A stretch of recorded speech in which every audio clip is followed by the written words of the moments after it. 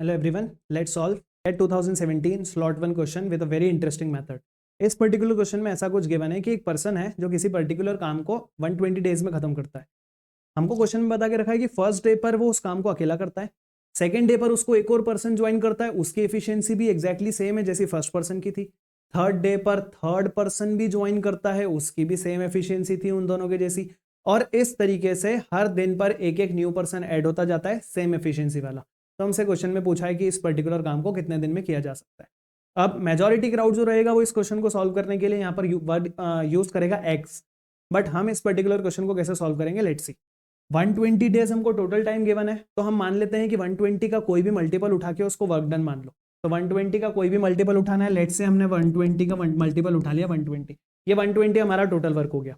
अब अगर 120 डेज में 120 यूनिट्स हो रही है, इसका मतलब एक दिन में तो एक ही यूनिट होगी। और फर्स्ट डे वो पर्सन अकेला काम पे था, सेकेंड डे जब सेकेंड पर्सन आया तो उन दो लोगों ने मिलकर 2 यूनिट्स करी होंगी, थर्ड डे जब थर्ड पर्सन आया तो उन 3 लोगों ने मिलकर 3 यूनिट्स करी होंगी। इस तरीके से ये काम चला होगा और इस तरीके से ये काम कितने दिन में खत्म होता है, कितना, 120, ये हमारा क्वेश्चन है। तो अब इसको सॉल्व करने के लिए हमको दिख रहा है ये नेचुरल नंबर्स का सीक्वेंस है। नेचुरल नंबर्स के सीक्वेंस का फॉर्मूला होता है n इंटू एन प्लस 1/2, उसकी वैल्यू 120 है। अब यहाँ पर क्वाड्रेटिक सॉल्व नहीं करते हुए हिट एंड ट्रायल करना चाहिए। जैसे हम हिट एंड ट्रायल करेंगे, यहाँ पर n की वैल्यू जब 15 रखेंगे तो हमको ये इक्वेशन सेटिस्फाई होती हुई दिखेगी। That means answer to this question will be 15। Thank you.